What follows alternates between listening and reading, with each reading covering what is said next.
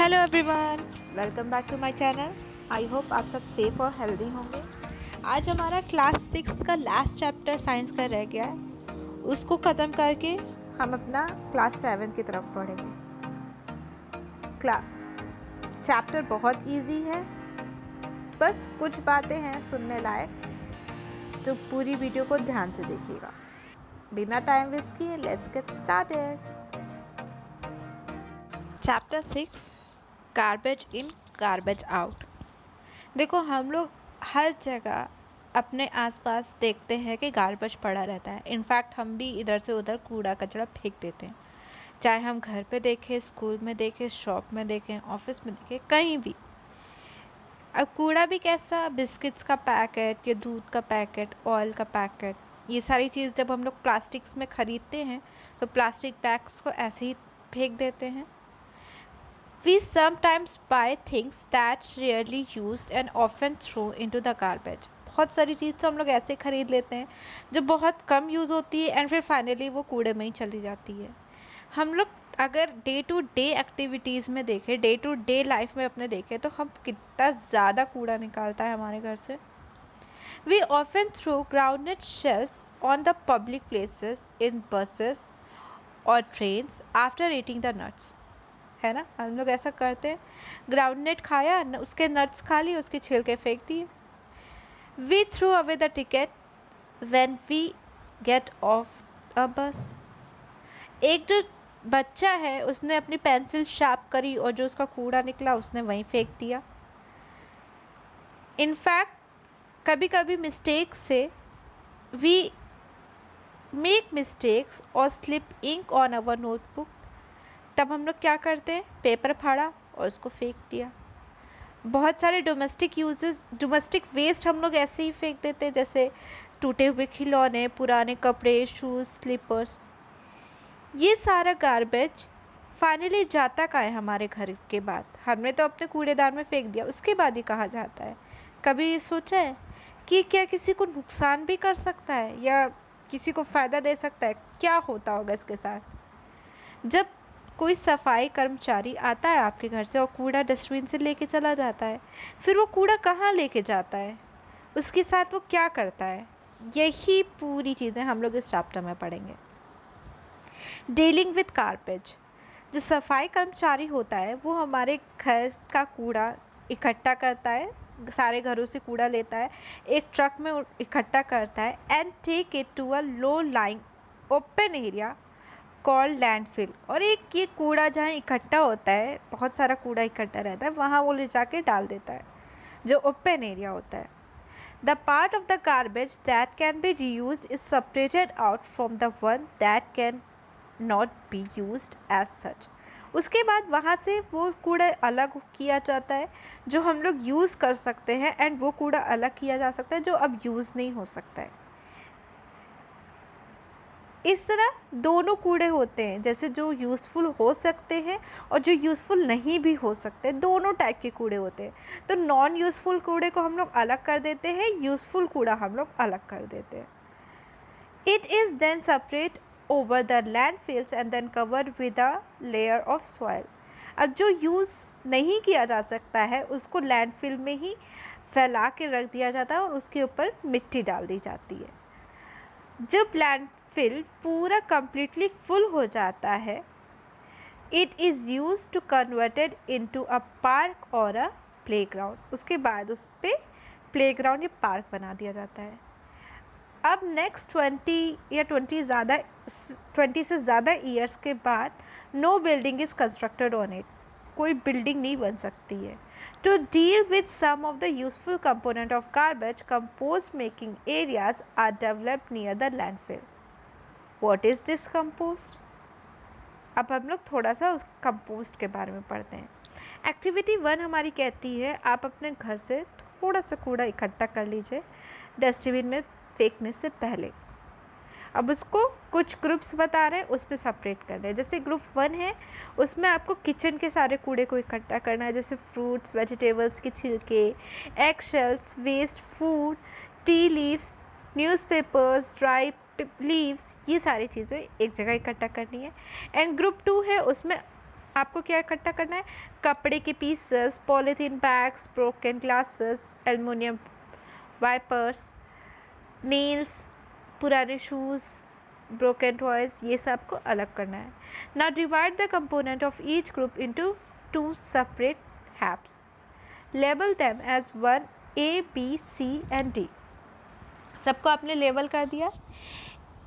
Put one half from group 1 and one half from group 2 in 2 separate plastic bags. अलग अलग plastic bags में आपने रख दिया. अब प्लास्टिक बैग का मुंह अच्छे से टाइटली बंद कर दीजिए. Put the 4 halves in the separate pits and cover it with soil. Soil से इसको कवर कर दीजिए. You can also use the 4 pots to burn this garbage halves. अब 4 दिन के बाद ये सॉइल हटा के जो गार्बेज रखा था आपने उसमें क्या चेंजेस हुआ उस चीज़ को ऑब्जर्व करिए. अ black colour and a new full smell indicate that रॉटन of garbage is complete. अगर वो ब्लैक कलर का हो गया और कोई ख़राब सी स्मेल नहीं आ रही है तो मतलब जो आपका गार्बेज है उसका रॉटिंग, उसका ख़राब होना पूरा हो चुका है. Put the heap again in the pit and cover with the soil. अब कुछ दिन के बाद उसको प्रॉपरली ऑब्जर्व करते चले जाइए. तो आपको क्या ऑब्जर्व होगा? आपको पहले कुछ टाइम स्मेल आएगी, कुछ टाइम के बाद स्मेल आनी बंद हो जाएगी, कभी स्मेल आएगी कभी नहीं आएगी, और भी बहुत सारे चेंजेस हो गए. Garbage in which heaps was seen to rot and what did not, which did not. Enter option 1, 2, 3 and 4 in the column of table 16.1 observed on your observation. आपने ऐसे ही पूरी टेबल कंप्लीट कर ली. 4 दिन के बाद क्या हुआ, 6 दिन के बाद क्या हुआ, 2 हफ्ते के बाद क्या हुआ, 4 हफ्ते के बाद क्या हुआ. If you make any other observation उसको भी ज़रूर नोट डाउन करिएगा. ठीक है. Do not remove and burn the garbage that did not rot. उस भी गार्बेज को हटा के जलाइएगा नहीं जो ख़राब नहीं हो रहा है. If garbage was found to rot completely and did not smell, mix the soil where you saw the your favourite plant. अब अगर आपका गार्बेज पूरी तरह ख़राब हो चुका है और उसमें से कोई गंदी स्मेल नहीं आ रही है तो आप उस मिट्टी के साथ इसको मिला दीजिए जहाँ पे आपका फेवरेट प्लांट है. ये उस मिट्टी को बहुत सारे न्यूट्रिएंट्स देगा और मिट्टी को मिलेगा तो इनडायरेक्टली आपके प्लांट को मिल जाएगा. आपके प्लांट को इनडायरेक्टली बहुत सारे न्यूट्रिएंट्स मिल जाएंगे. You must have observed that this activity that some thing in the garbage rot. कुछ चीज़ें ख़राब हो गई हैं. They form manure which is used for the plant. The rotting and conversion of some materials into manure is called composting. अब जो कूड़ा था उसको सड़ा देना पूरा और उसके बाद उसको मैनिक्योर में कन्वर्ट कर देना, इसी को कंपोस्टिंग बोला जाता है. बहुत सारी सिटीज़ और टाउन्स में म्यूनसिपैलिटीज़ क्या करती हैं, सेपरेट डस्टबिन देती हैं डिफरेंट कूड़े के लिए. जैसे नॉर्मली क्या होता है, एक ब्लू कलर का डस्टबिन होता है, एक ग्रीन कलर का होता है. ब्लू कलर में जैसे प्लास्टिक, मेटल्स, ये सारी चीज़ें डाली जाती हैं जो मटेरियल को हम दोबारा यूज़ कर सकते हैं. कभी आपने नोटिस किया है द ग्रीन डस्टबिन में वो कूड़ा कलेक्ट किया जाता है जैसे किचन का कूड़ा है या एनिमल और प्लांट के वेस्ट हैं जिसको हम दोबारा यूज़ कर ही नहीं सकते, ऐसे कूड़े इकट्ठे किए जाते हैं. You have noticed that this type of waste rot completely when buried in the soil. ये कूड़ा जब आप सॉइल में वो कर दोगे, दबा दोगे तो ये पूरी तरह सड़ जाता है. अब इसकी ज़रूरत क्या है कि हम दोनों कूड़े को अलग करें. कभी आपने देखा है रोड साइड बहुत सारी ड्राई लीव्स इकट्ठी हो जाती हैं. Most of the time these are burned. अधिकतर इनको जला दिया जाता है. जो फार्मर्स होते हैं वो भी अधिकतर ड्राई लीव्स और बहुत सारी चीज़ों को जला देते हैं एक जगह इकट्ठा करके. Burning of this produce smoke. उससे स्मोक निकलता है, गैसेस निकलती हैं जो हमारी हेल्थ के लिए हार्मफुल होती हैं. We should try to stop such activity. This waste can be converted into useful composite. अगर हम इसी को दबा दें उसके नीचे, सॉइल के नीचे, तो ये हमारे लिए कंपोजिट बन जाएगी जो हमारे लिए यूज़फुल हो सकता है। ऐसे तो हम जलाते हैं तो इसमें से बहुत सारी हार्मफुल गैसेस निकलती हैं जो हमें नुकसान पहुंचा सकती हैं। नेक्स्ट है हमारा वर्मी कंपोजिटिंग।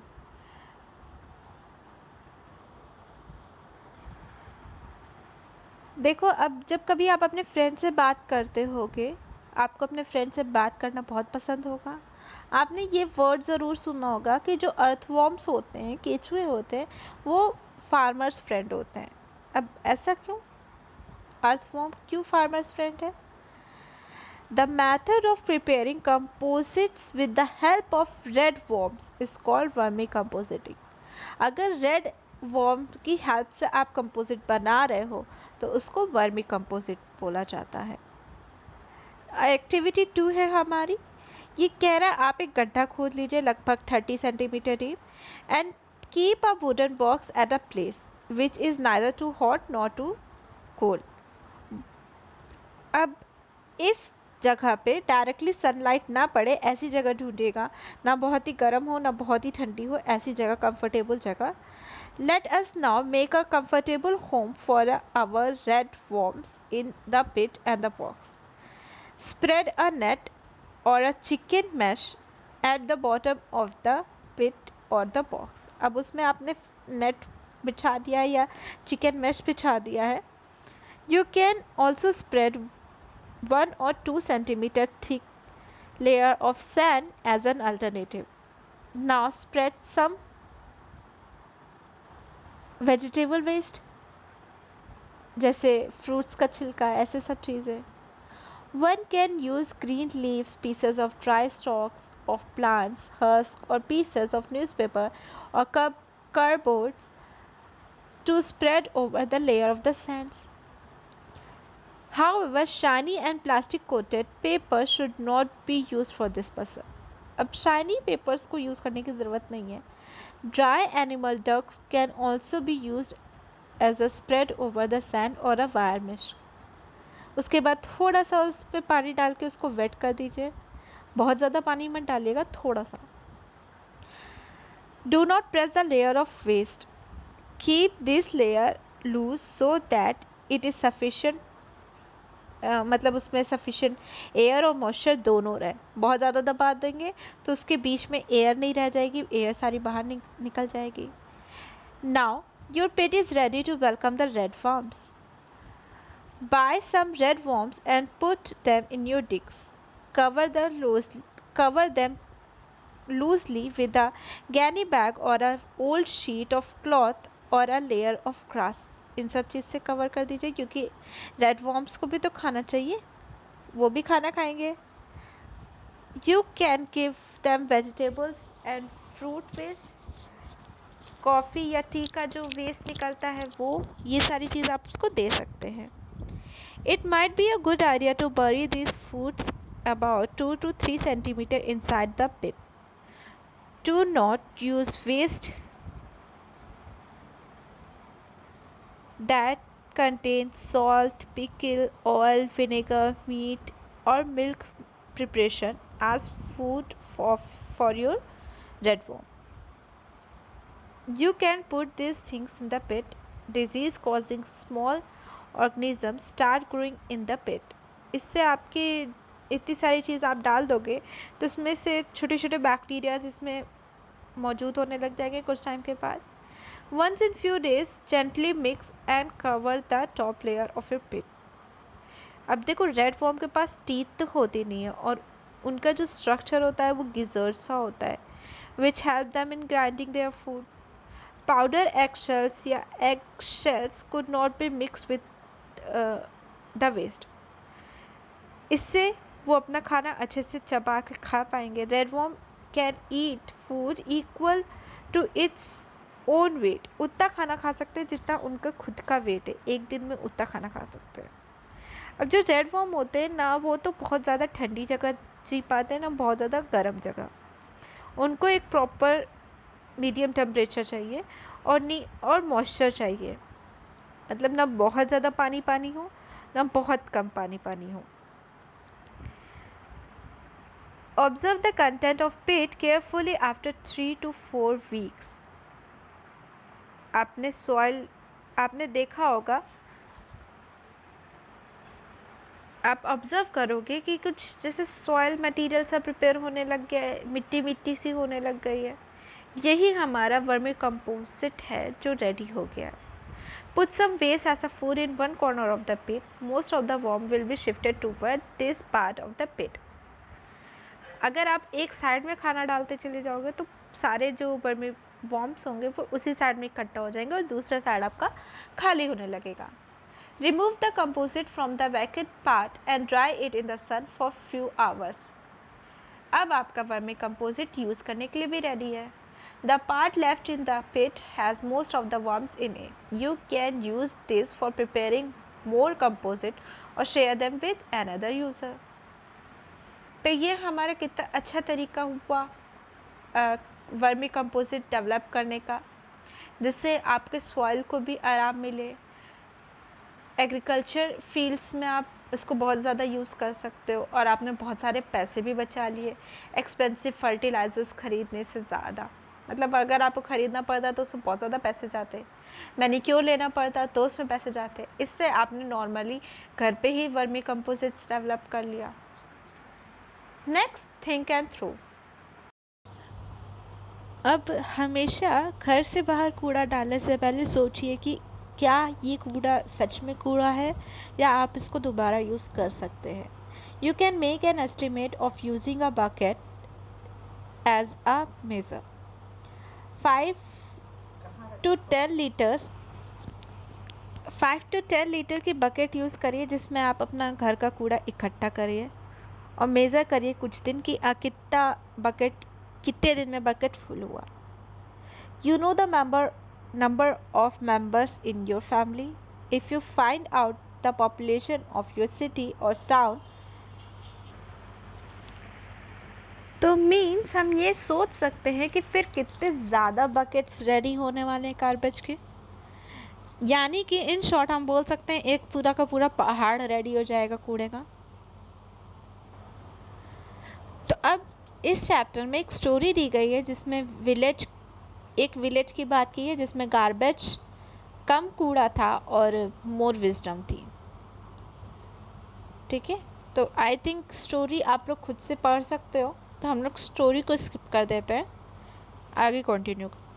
नेक्स्ट है हमारा रिसाइकलिंग ऑफ पेपर।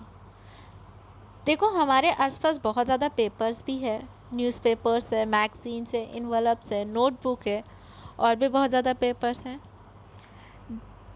तो ये जो हमें पेपर्स इतनी ज़्यादा ज़रूरत होती है, we do not use shiny plastic coated paper. हम लोग शाइनी प्लास्टिक कोटेड पेपर तो नहीं यूज़ कर सकते हैं, हमें तो एक प्लेन पेपर चाहिए होता है। You can use a large size squeeze in place of a frame. अब आपने पेपर को लेके छोटे छोटे टुकड़ों में फाड़ दिया, इसको आपने एक टब में या बकेट में रखा और उसमें हल्का सा पानी डाल दिया। Let the piece of paper remain submerged in water for a day. Make a thick paste of paper by powdering it. कोशिश करिए बहुत छोटा छोटा फाड़िए तो मतलब उसका पाउडर टाइप का बन जाए। Now spread the wet paste on the wire mesh fixed to the frame. Pat it gently to make the thickness of layer of the paste as uniform as possible. अब तब तक wait करिए जब तक आपका पूरा पानी सूख नहीं जाता है और वो पुराना सा कड़ा कड़ा नहीं हो जाता है। If required, spread an old cloth or a sheet of newspaper on the paste to make it soak extra water. अब केयरफुली एक्स्ट्रा जो आपने शीट बिछाई है उसको हटाइए और उसको धूप में रख दीजिए सूखने को। Keep the corner of the newspaper sheet pressed on putting some weight so that this do not curl up. अब आप इसमें कोई भी फूड कलर या कुछ भी ड्राई लीव्स ऐड कर सकते हो ताकि ये थोड़ा अट्रैक्टिव लगने लग जाए। पेस्ट कर सकते हो कोई भी एक्स्ट्रा कलर्ड पेपर। इस तरह हम अपने पुराने पेपर्स को रिसाइकिल कर सकते हैं।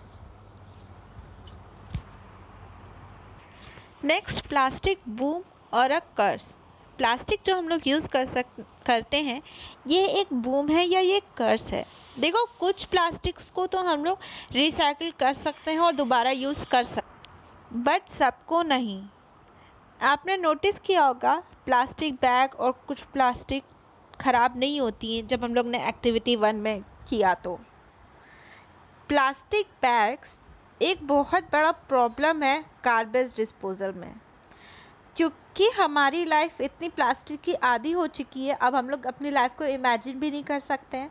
बीच बीच में जब कभी गवर्नमेंट के रूल्स आते हैं कि प्लास्टिक बैन हो गया है, तब हमें कितनी सारी प्रॉब्लम्स होने लगती हैं। तो प्लास्टिक तो हमारी डेली लाइफ का बहुत बड़ा पार्ट बन चुका है, बट ये जल्दी रिसाइकिल भी नहीं हो पाता है और ख़राब भी नहीं होता, सड़ता भी नहीं है। अब हमारे पास बहुत सारे आइटम्स हैं जो प्लास्टिक से बनते हैं। प्लास्टिक बैग को छोड़ के बहुत सारे आइटम्स हैं, जैसे खिलौने, शूज़, बैग्स, पेन्स, कॉम्स, ये सब चीज़ें प्लास्टिक से बनती हैं सब। बल्कि ये लिस्ट बहुत लंबी है। बस में, कार में, रेडियो में, इन सब में भी प्लास्टिक का कुछ ना कुछ पार्ट्स होते ही होते हैं। The use of plastic is itself might not create so much of problem. Problem कब आती है? जब plastic we use plastic excessively and are ignorant about the ways of disposing their waste. जब हम उसको बहुत ज़्यादा यूज़ करने लगते हैं और हमें ये भी नहीं ख्याल रहता है कि हम इसको डिस्पोज कैसे करना है, और हम लोग इररिस्पॉन्सिबली बिहेव करते हैं और उसके हार्मफुल इफ़ेक्ट्स को इग्नोर कर देते हैं। We often use plastic bags to store cooked food items. Sometimes these bags may not be suitable for keeping eatables. ज़रूरी नहीं है हर प्लास्टिक में आप खाने वाली चीज़ को रख सकते हो। Consuming packed food packed in such plastic bags could be harmful for our health also. Many times shopkeepers use plastic bags that have been used earlier for some other purpose. Shopkeeper ऐसे plastic bags use कर लेते हैं जो पहले ही use हो चुका है, वैसे प्लास्टिक बैग्स यूज़ कर लेते हैं। समटाइम्स जो रैंक पिकर्स होते हैं वो भी प्लास्टिक बैग का यूज़ करते हैं, उनको यूज़ करने लगते हैं, एक बार बस धो के उनको यूज़ करने लगते हैं। Use of such recycle plastic bag to keep food items could be harmful for our health. For storing, अगर आप इसमें कोई खाने वाली चीज़ रखो तो सोचो, इमेजिन करो वो कितना ख़राब हो सकता है। सारी प्लास्टिक्स हार्मफुल ही होती हैं क्योंकि इसमें से बहुत ज़्यादा हार्मफुल गैसेस निकलती हैं जब भी हम इसको हीट करते हैं या बर्न करते हैं। वो हमारे हेल्थ के लिए बहुत ज़्यादा हार्मफुल होती है, इनफैक्ट उससे कैंसर भी होता है। गवर्नमेंट कई बार गाइडलाइंस बनाती है प्लास्टिक के लिए, बट हम लोग उसको फॉलो नहीं कर पाते हैं। You must have noticed that the people often fill garbage in plastic bags and throw it away. जब जो स्ट्रीट डॉग्स होते हैं या स्ट्रीट एनिमल्स होते हैं वो इस फूड को खाने की कोशिश करते हैं, तो वो खाने के साथ साथ बैग्स भी खा जाते हैं, डायरेक्टली उनके पेट में चला जाता है। इसकी वजह से उनकी डेथ हो जाती है। The plastic bag throw away carelessly on road and other places get into drains and sewer system में चला जाता है, जिसकी वजह से जो ड्रेन होता है वो चोक हो जाता है और पानी पूरा रोड पे फिल होने लगता है। जब हैवी रेन्स होती है तो फ्लड की सिचुएशन आ जाती है। तो मतलब इनडायरेक्टली प्लास्टिक हमारे लिए हर तरीके से हार्मफुल है। What can we do to minimise over use of plastic and deal with garbage? क्या तरीके हैं? We make a minimum use of plastic bag. We reuse the bags whenever it is possible to do without the adverse effects. अब हमें minimum use करना चाहिए और जहाँ भी पॉसिबल हो वहाँ रीयूज़ कर लेना चाहिए। हमें शॉपकीपर से बोलना चाहिए कि हमें पेपर बैग्स में दो, या फिर हम अपने साथ कपड़े का या जूट का बैग लेके जा शॉपिंग करने के लिए, तो इससे हमें प्लास्टिक बैग्स कम यूज़ होंगे। We do not use plastic bag to store edibles रखने के लिए प्लास्टिक बैग कभी यूज़ नहीं करना चाहिए। हमें अपना कूड़ा प्लास्टिक बैग्स में रख के नहीं फेंकना चाहिए, या फिर ऐसे ही प्लास्टिक बैग्स कभी भी नहीं फेंक देना चाहिए। प्लास्टिक बैग्स को बर्न नहीं करना चाहिए। वी डू नॉट, और कूड़ा नहीं रख के फेंकना चाहिए, ये तो अभी आपको मैंने बताया। We use vermi composite at home and deals with our kitchen waste usefully. हमें पेपर का रिसाइकिल करना चाहिए। We use both side of papers to write. We use a slate for rough work and we use black sheet of paper left in our notebook for rough work. We make our family, friends and others to follow proper practice for decomposing different kind of waste. ये कुछ तरीके थे जिनसे हम लोग एक तो plastic का ओवर यूज़ कम कर सकते हैं और थोड़ा सा अपनी लाइफ को इजी बना सकते हैं। आई होप आपको चैप्टर अच्छे से समझ में आ गया होगा। जितना इजी चैप्टर था उतना ही ज़्यादा इन्फॉर्मेटिव था। तो अगर आपको मेरी वीडियो पसंद आ रही है तो प्लीज़ इसको लाइक करें, अपने फ्रेंड्स के साथ शेयर करें और मेरे चैनल को सब्सक्राइब करें। Thank you for watching.